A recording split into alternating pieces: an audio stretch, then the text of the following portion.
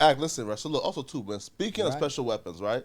Yo, I have a strange theory, and you let me know, okay? Do you think that YSL Woody is an industry plant? And here's what I mean, right? I feel like Charleston White has been terrorizing. I swear, Flakko. Nah, listen. He comes with the craziest like listen. hot takes, and then I'm like, yo, I'm so intrigued. I'm like, wait, how do you get this? Like, okay, go ahead. Right? Charleston White has been terrorizing the streets and these rappers for years now. I like Charleston White. Right? And these labels like, this nigga is the most undefeatable combo.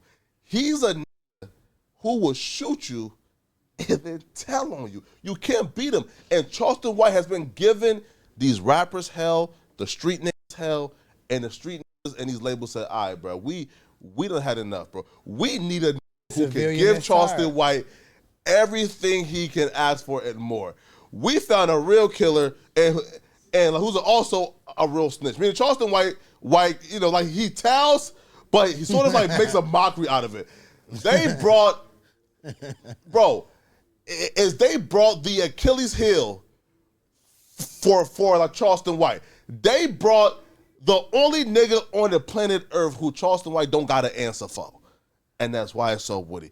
And I'm telling you, bro, you can't tell me, bro, there's not a shred in you that thinks, maybe the labels or the street niggas, bro, planted YSL Woody, man, because they done had enough of Charleston White terrorizing them, and they need Charleston White out the paint. I don't know about that. No. So I disagree with that. I think culturally,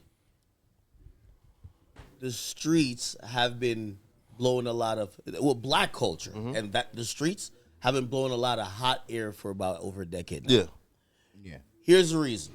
They've been saying that there's these codes and there's these rules and whatever, but it don't apply to everybody. Like, yes, sir. That's the first. It doesn't apply to everybody. I've been saying this. So rule for some, not rule for all.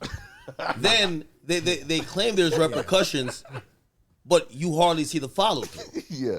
I think on a pop and culture who wrote level, the street code? I want to see this in writing.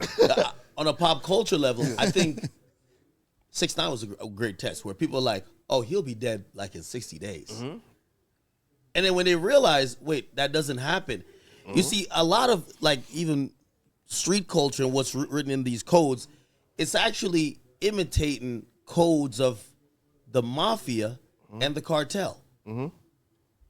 A lot of black culture is not organized like that. No.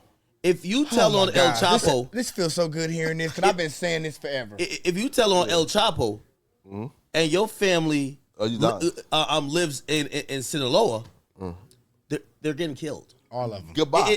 There is no like, oh, okay, I'm gonna go do a 20v1. That just doesn't happen, right? The streets have said, oh, that's the same thing that happens in hip hop, but we've never seen it on a. And by the way, here's the thing. I personally thought that when 6ix9ine did what he did, I said, oh, damn, this is the first snitch.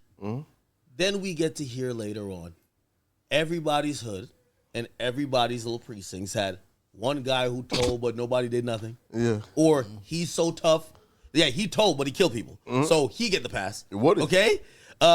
Exactly. So Woody is the byproduct of that.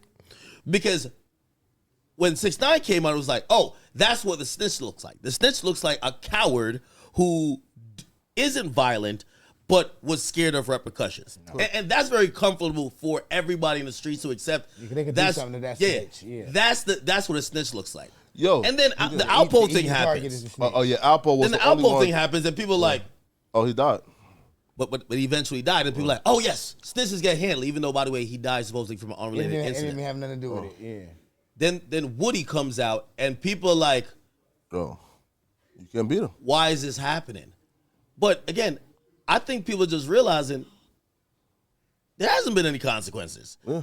These rules have been made up for the most part. They apply to some. They don't apply to all. And when people find out somebody's tough, the rules change for them. Of course. You get what I'm saying? The street code, I feel like it's just used as a manipulation tool. Yeah. You know what I'm saying? You feel me? They use it to help certain people and they use it to hinder certain people. Like you said, if I like you, I got you. If I don't, yeah, nigga, you a rat, nigga. They gonna throw every harsh penalty in the book at your motherfucking ass. Feel me? Like the street code have no motherfucking merit. And by the way, this is a full circle moment. I personally believe, I could be wrong on this, but it's a theory I have. I believe that most street codes in neighborhoods or whatever, gangs or whatever, were created by the elders to basically create crash dummies that insulate themselves. Yo, if I told you to go over there and go kill that guy because we're beefing with him, that's our op, right? If you get caught, you can't tell me. Yeah. Okay? True. So you're the crash dummy. You're supposed to go. No snitching, Yeah. Cool. That happened for a long time in the 70s, 80s, 90s. Evolution. And what happened is that the government was like, so, obviously it started out with the mob and the mafia. And they were like, well, how do we really catch the guy who's really getting all these murders happening? The RICO. This is where we have a full circle moment with Thug and Woody. Because I think now the government has a way to catch the guy who didn't pull the trigger, hit you with a RICO. But also, I think on the lower totem pole, the people who used to abide by the not snitching and just be a crash out, and I see the Justin Johnson guy, like the guy who killed Young Dolph. He said, "Listen, y'all can lock me up and throw me the keys, but I'll never bite the cheese."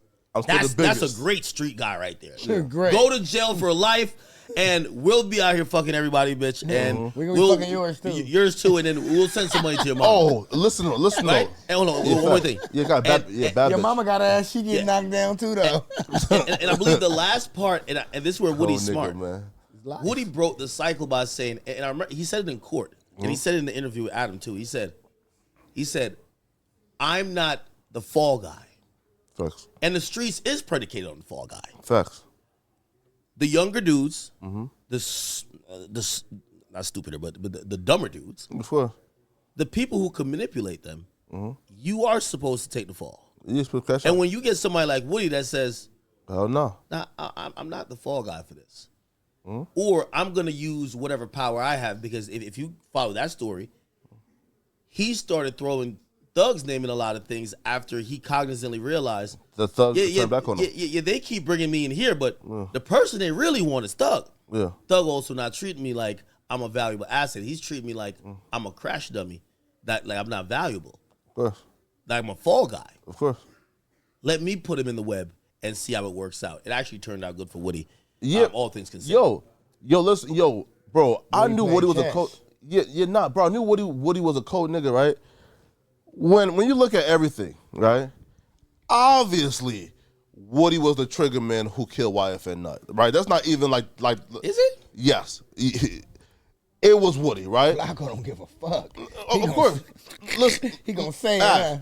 act. Everyone in Atlanta knows Woody was the one who killed him, which is why in the interrogation room, and he's telling them, man, like the streets is like coming to kill me, bro. Like, listen, listen, bro. Like, y'all need to get them, you feel me? And like off the streets, cause they come to kill me, man. Cause like they keep on saying that I killed Nut, but I killed. No, Woody killed Nut. But here's the thing, though.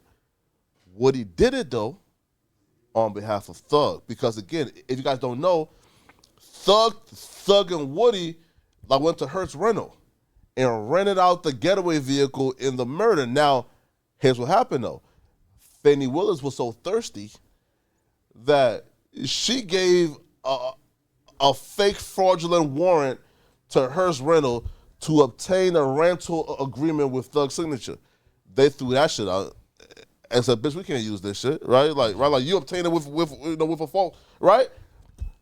So like, bro, right? So Woody though, and the way he got up out of it was he said, "Yo, I was with Thug when we went to go pick up the vehicle, and we dropped it off to Yak Gotti and two other men, and those men went ahead and killed Nut, and I don't know who the shooter is, but everybody and their mama know in Atlanta that like Woody lied. No, Thug rented out that vehicle and gave it to him, and he was the one who killed like YFN Nut, right?